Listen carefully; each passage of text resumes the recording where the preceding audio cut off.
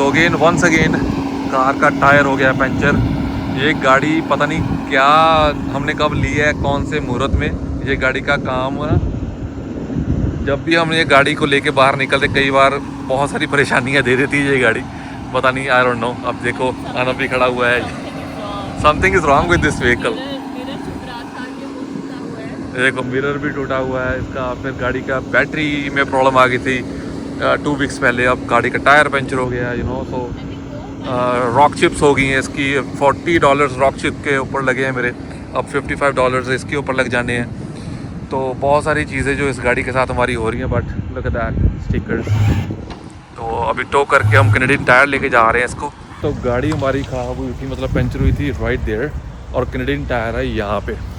Look at that. तो वो जा रही है हमारी गाड़ी इसके ऊपर लोड होके।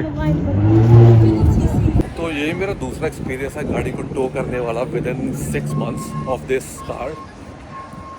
ये कार के साथ ना हमारा कुछ अजीब सा प्रोसेस चलता है। So parts and service, let's go inside. Done हो गई है। वो बोल रहे हैं कि कल सुबह बताएंगे कि टायर रिपेयर होगा या फिर नया टायर डलेगा। आई होप कि रिपेयर ही हो जाए $55 में। दूसरी तरफ हमारे जो भाई साहब हैं वो फिक्स कर रहे हैं गाड़ी को। हम नॉट फिक्स कर रहे हैं बट ऑफलोड कर रहे हैं गाड़ी को। बढ़िया बंदा था, उसने सजेस्ट किया कि कैनेडियन टायर के ले आओ। मैं तो मित्सुबिशी सेंटर जा रहा था which is like 20 minutes away from here. बहुत बढ़िया था, smiley face, friendly, customer service उसकी अमेजिंग अमेजिंग। बहुत कम देखने को मिलते हैं टो ट्रक वाले जो इतने नाइस होते हैं। अदरवाइज़ लड़ाके होते हैं ये लोग, बहुत लड़ते हैं। और लास्ट वाला जो बंदा था जो मुझे मिला था वो तो बहुत ही फ़नी था। मैंने आपको बताया था लास्ट वीडियो में जब बैटरी की प्रॉब्लम आ गई थी गाड़ी में। But this experience with tow truck it's really good. But car के साथ इतना अच्छा एक्सपीरियंस नहीं रहा। मैं रूही को बोल रहा था कि यार ट्रेडिंग करते हैं गाड़ी को, अभी तो 6 months ही लिए हुए। इसकी ट्रेडिंग, इसकी वैल्यू भी अच्छी मिल जाएगी और मॉडल डिफरेंट ले सकते हैं, कलर डिफरेंट ले सकते हैं। मे बी मेरी आँख जो है ना वो होंडा के ऊपर है, मे बी होंडा पायलट ले लें या फिर निसान की पाथफाइंडर ले लें जो 7-8 सीटर आती हैं गाड़ियाँ। Let's see how it works. So Canadian tyre वाले हमारी गाड़ी को कर रहे हैं अंदर, धीरे धीरे चला रहे हैं बिकॉज इसका जो टायर है वो पंचर है। हमें सर्विस में कोई दिक्कत नहीं आई। कैनेडियन टायर वालों ने भी फटाफट गाड़ी को ले लिया। हमें ठीक करेंगे कल को, ऐसे नहीं कि फटाफट है इंडिया वाला सीन कि गाड़ी खड़ाई, भैया ठीक कर दो, भैया ठीक कर रहे हैं। नहीं, वो ऐसा कुछ नहीं है। ठीक होगी कल, वो भी ठीक करेंगे या टायर नया डलेगा वो कल ही बताएंगे, क्योंकि इनके जो मैकेनिक है वो आज जा चुके हैं, कल आएंगे। तो ये रही हमारी गाड़ी, हमारी नीलिमा। पीछे अगर देख सकते हैं आप भाई साहब लेके जा रहे हैं। मैंने उसको पूछा कि यार गाड़ी कहाँ खड़ी होगी, वो बोल रहा है कि अंदर। मैं कि अंदर कब करोगे अंदर, क्योंकि रात हो रही है, शाम तो हो गई। फिर लाइक कि अभी कर देंगे। मैं ठीक है, क्योंकि यहाँ पे ना ब्रेक-इन्स भी हो जाते हैं कई बार रात को, सेफ एरिया नहीं है इतना। आई गॉट सुपर टायर्ड, अभी उठाऊँ। Now I got a call from Canadian Tire कि टायर में ना एक स्पेशल की लगती है। I will show you the key, जिसको टायर को खोलने के लिए ना मित्सुबिशी, एंड ये की है। इट्स अ स्पेशल की जो टायर के नट होते हैं ना जिससे टायर निकलता है बाहर, उसके साथ एक लॉक होता है कि वो टायर चोरी ना हो जाए सेफ्टी पर्पज़ के लिए। तो वो एक स्पेशल की होती है, हर कार की अपनी खुद होती है, खुद की होती है। तो वो की मेरे को मिल नहीं रही थी 2 दिन से। तो आज वो मिली है मुझे। I got it. तो वो कैनेडियन टायर लेके आया हूँ, अभी तक काम शुरू नहीं हुआ। So most probably they will fix it by this evening. कल ऊबर ले के बुरा हाल हो गया यार। $150 मेरा लग गया 2 दिन में ऊबर पे ही। तो कार इतनी इंपॉर्टेंट है इन देशों में, आपको पता चल ही रहा होगा अब। तो या so I am in Canadian Tire. Let's see क्या बोलते हैं ये लोग, कितने पैसे लगते हैं। $55 बोले थे उन्होंने, but I don't know car रखने के भी वो चार्ज करते हैं यहाँ पे कि ये नहीं। Let's see how it goes, let's figure out. Okay जी, तो की हमको पकड़ा दिया हमने। तो वो बोल रहे हैं कि 1 hour तक गाड़ी का काम शुरू हो जाएगा, then I will get a call once it's done. तो होपफुली आज ही गाड़ी मिल जाए मुझे, because Uber is kind of expensive here. $150 लग चुका ऑलरेडी मेरा 2 दिन में। तो I don't want to spend more money on it. तो गाइस अभी घर आने के बाद उनकी कॉल है कि गाड़ी आपकी ठीक हो गई है। Now we are going back to Canadian Tire, वहाँ पे गाड़ी पिक करेंगे। उसके बाद जाना शाम को एक फ्रेंड्स एंड फैमिली हमारे यहाँ, उनके घर जाना है, कुछ पार्टी है। ओके जी, सो गाड़ी हमारी हो चुकी है fit and fine. Let's see. So this was the tyre.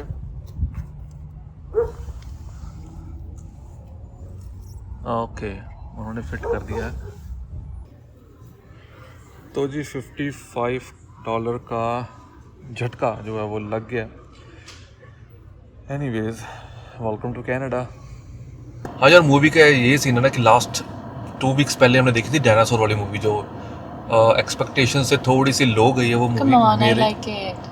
रोही ने लाइक किया, मैं इतना लाइक नहीं की. मुझे मतलब मैंने उस मूवी को इतना एंजॉय नहीं किया क्योंकि मेरी एक्सपेक्टेशंस कुछ ज़्यादा सी. मैंने ट्रेलर जो देखा था ना उसके हिसाब से मूवी थोड़ी सी बढ़िया होनी चाहिए थी, वो नहीं थी.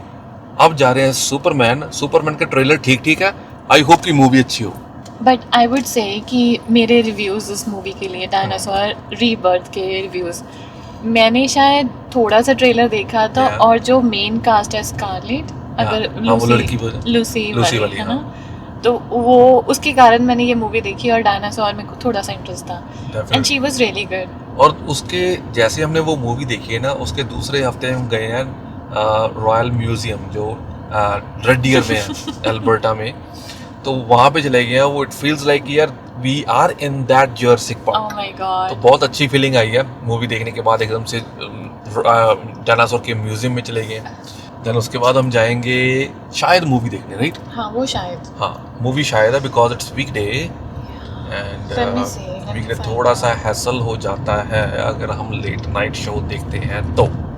सो यू बाय दैट पैकेज, वो आपको लेस एक्सपेंसिव पड़ता है as compare to buying a ticket in the theatre. But उसमें आई थिंक वो सीन पॉइंट्स नहीं मिलते हैं, राइट? अगर वो नहीं मिलेंगे क्योंकि ऑलरेडी बाय कर लिए हमने तो कॉस्को से. आई थिंक वो वहाँ पे से जो मिलता है वो एक कैसे कूपन का होता है और वो उसमें कुछ बारकोड होगा, वो हमने एंटर करना है जब हम टिकट बुक करने लगे.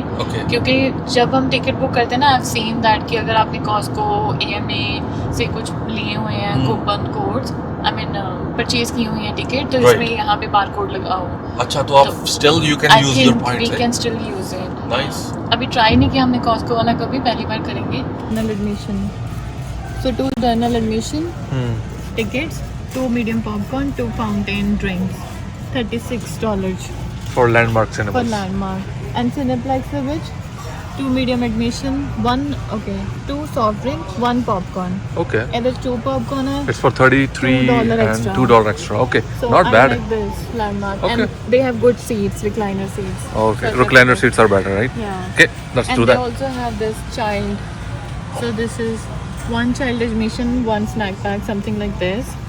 $14. Okay, not bad. And they also have, it's like mini combo, drink, popcorn. For $12.99. Okay, let's do it. Okay guys, तो हम आ गए हैं घर वापस. आई am in my studio right now.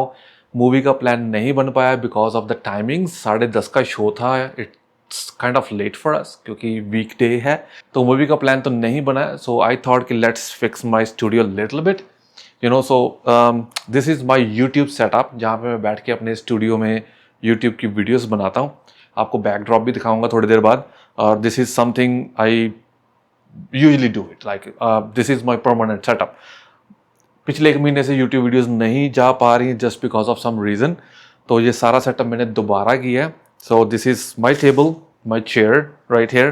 This is the main camera A7IV. This is the main light Godox SL62D.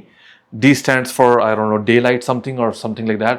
और दूसरी जो light है वो मेरी यहाँ पे पड़ी हुई है, आपको दिखा देता हूँ. आई डोंट नो कैमरा उस तरफ इतना घूमेगा या नहीं.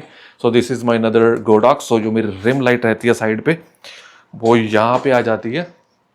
So for now what I will do is साथ साथ बात करते हैं और साथ साथ इसको फिक्स करते हैं. आई will show you how it works.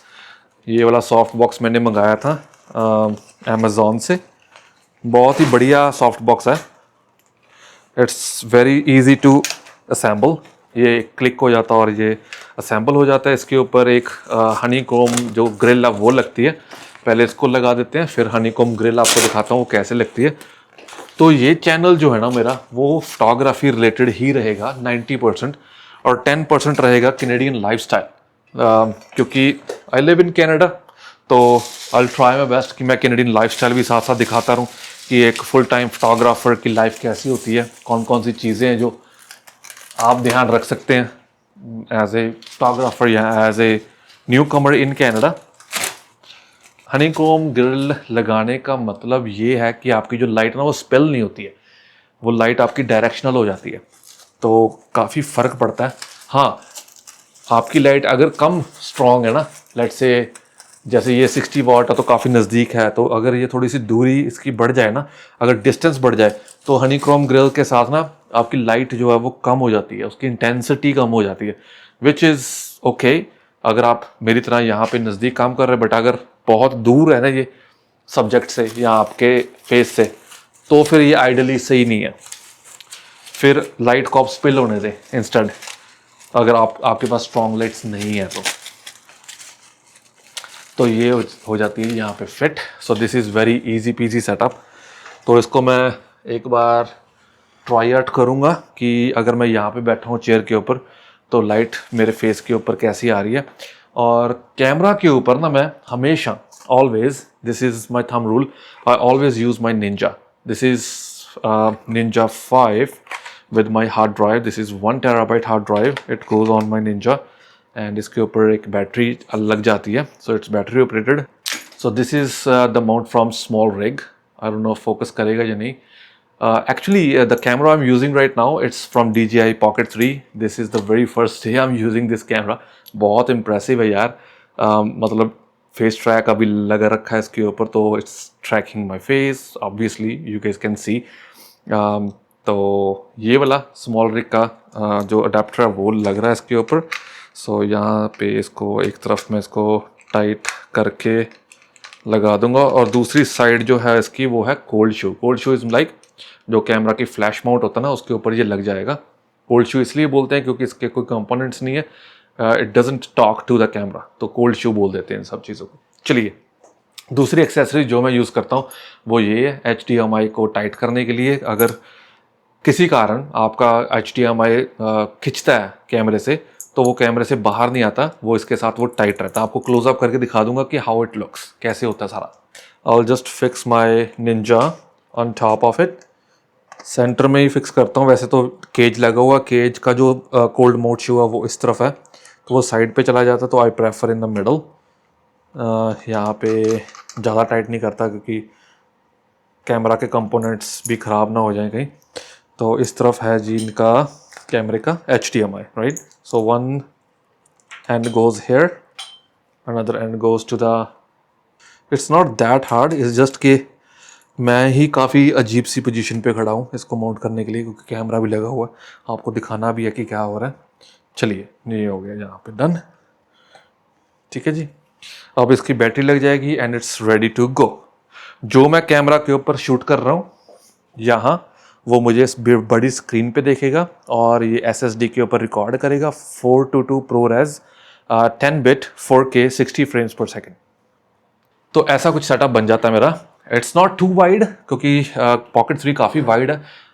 Camera पे मैं यूज़ करता हूँ अपना 16mm, विच इज़ अगर 4K पे रिकॉर्ड कर रहा हूँ तो क्रॉप में चला जाता है, नॉट क्रॉप बट कुछ पार्ट सेंसर का कट जाता है 4K 60 पे, तो काफ़ी फ्रेम जो इतना वाइड नहीं रहता, वो इतना सा फ्रेम रह जाएगा अगर आप मेरी YouTube वीडियोस में देखेंगे तो ये मेरा YouTube का सेटअप है, पहली बार दिखा रहा हूँ आप लोगों को। सो या it's very simple, very not very fancy, you know. इसके एक तरफ तो ये वाला सेटअप है जो जिस पे मैं काम भी करता हूँ, ये मेरा सारा कंप्यूटर सेटअप लगा हुआ है यहाँ पे, एडिटिंग वगैरह सारी, वेडिंग्स, पिक्चर्स, यूट्यूब सारा इसी के ऊपर ही एडिट होता है। और दूसरी तरफ मैंने जो पैनल्स लगाए हुए हैं, सॉरी इस तरफ जो मैंने पैनल्स लगाए हुए हैं ये नॉइस कैंसलिंग वाले पैनल्स हैं। थोड़ी बहुत नॉइस कैंसलिंग हो जाती है, बाकी ये माइक काफ़ी अच्छा है। और इसके अलावा नॉइस कैंसलिंग मैं सॉफ्टवेयर में भी करता हूँ, जो थोड़ी बहुत वो जो आवाज़ें होती हैं थोड़ी बहुत, या फ़ैन ऑन, अगर फ़ैन की अगर आवाज़ है तो वो सारी सॉफ्टवेयर में हो जाती है। DaVinci Resolve by the way. यार एक मेन चीज़ आपको बताना भूल ही गया, which is my audio recorder. Mic तो मैंने दिखा दिया है, पर माइक अकेला ऐसे काम नहीं करता, इसके साथ एक XLR केबल चाहिए होती है, विच इज़ वेरी इंपॉर्टेंट। और दूसरा जो है वो रिकॉर्डर है, ठीक है। ये वाला रिकॉर्डर पोर्टेबल है, इट वर्क्स ऑन बैटरीज। इसमें AA सेल या फिर आप एक्सटर्नल पावर बैंक जो होता है वो भी लगा सकते हैं फॉर लॉन्गर पीरियड। तो एक एंड XLR का इसमें जाता है और दूसरा XLR का पॉइंट जो है वो माइक में जाता है। That's how it works. इसके लिए क्योंकि ये जो माइक है ना वो है इसको बोलते हैं डायनामिक माइक। तो जितने भी डायनामिक माइक्स हैं ना इनके लिए थोड़ी सी पावर लगती है समटाइम्स, फैंटम पावर बोलते हैं उसे। अगर आप यूज़ कर रहे हैं इस तरह का ऑडियो रिकॉर्डर या फिर आपको थोड़ा बहुत पता तो आपको पता होगा कि फैंटम पावर क्या चीज़ होती है। वो जस्ट बूस्ट कर देती है आपके जो ऑडियो सिग्नल्स हैं। तो ये जूम की तरफ से H4 एसेंशियल ऑलमोस्ट 6 मंथ्स हो गए मैं इसको यूज़ कर रहा हूँ। काफ़ी अच्छा रिकॉर्डर है नो डाउट। मेरे वेडिंग्स में भी ये काम आ जाता है मेरे, और ऐसे यूट्यूब वीडियोस में भी काम आ जाता है। अगर आप इसको एज ए इंटरव्यू लेना चाहते हैं ना, जैसे आजकल आप देख रहे होंगे कि रोड साइड आप बहुत सारे इंटरव्यूज़ देखते हैं लोगों की, तो इस तरह का ऑडियो रिकॉर्डर होता है उनके पास। वो just press record and then starts recording. ये 2 माइक्रोफोन इसके खुद के हैं जो इनबिल्ट रहते हैं, राइट एंड लेफ्ट। इसके ऊपर एयर मफ लग जाता है जस्ट लाइक दिस, जो मेरे माइक के ऊपर लगा हुआ है। ये छोटा वाला है, इसके ऊपर बड़े लग जाते हैं। तो आप रिकॉर्ड कर सकते हैं डायरेक्ट, आप सीधा लाइन आउट करके आप सुन सकते हैं कैसी रिकॉर्डिंग आ रही है, उसका रिजल्ट क्या है। या फिर एक्सटर्नल माइक लगा सकते हैं इसके साथ आप, एक बड़ा माइक, जैसे मैं ये वाला माइक लगा रहा हूँ XLR पे। और ये जो छोटी लाइन है 3.2 मिली जैक शायद बोलते हैं ऐसे, तो वो आप लगा सकते हैं एक्सटर्नल। मैंने ट्राई किया इसके साथ जो रोड का वायरलेस माइक 2 है, जो वो ट्राई किया था इसके साथ कैमरा के साथ डायरेक्टली अटैच करके, so I can record high and audio. तो वो भी काफ़ी अच्छा रिस्पांस मिला मुझे, काफ़ी अच्छी रिकॉर्डिंग हुई है। और लॉन्गर पीरियड ऑफ टाइम अगर आपको रिकॉर्ड करना तो वायरलेस रिकॉर्ड करना है डायरेक्ट कैमरा के ऊपर, या फिर आपको माइक के ऊपर भी सिमल्टेनियसली रिकॉर्ड करने हैं दोनों एक तरफ, तो वो आप कर सकते हैं। बेसिकली ये इट्स 2 चैनल, बट आप इसको 3 चैनल बना सकते हैं जुगाड़ करके, सो या it's pretty good. Memory card पड़ता है इसमें, एक छोटा माइक्रो SD कार्ड के ऊपर आप रिकॉर्ड कर सकते हैं। या दैट्स प्रीटी मच। इसके साथ मैं एक्सटर्नल रिकॉर्डिंग करता हूँ, और बाद में जब मेरी वीडियोस फिनिश हो जाती हैं तो इसका ऑडियो और कैमरा की वीडियो मैं सिंक करता हूँ every time. That's how I get high and audio. अगर मैं इसका ऑडियो सीधा कैमरा में रिकॉर्ड कर दूंगा ना तो I don't get 32 bit, I get only 16 bit. तो 16 बिट में ज़्यादा मुझे रूम नहीं मिलता है उसको एडिट करने में। 32 bit is just like raw image. अगर आप एक फोटोग्राफर हो आपको पता होगा कि रॉ इमेज में लेयर्स ज़्यादा होती हैं उसको एडिट करने में, नहीं एडिट करने के लिए। तो या दैट्स प्रीटी मच। तो चलिए गाइस, अब तक के लिए इतना ही आई थिंक। तो कल बात करते हैं, बाकी बात करते हैं हम कल सुबह। Let's see how it goes.